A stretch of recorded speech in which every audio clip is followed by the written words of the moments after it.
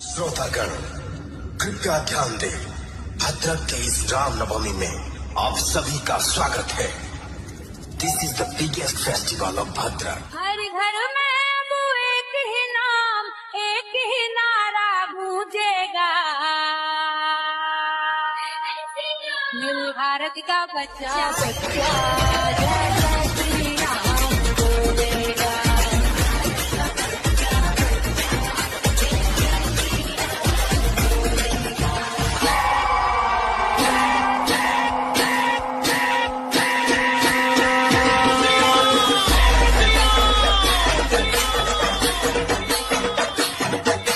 आवाज दूर दूर तक जानी चाहिए।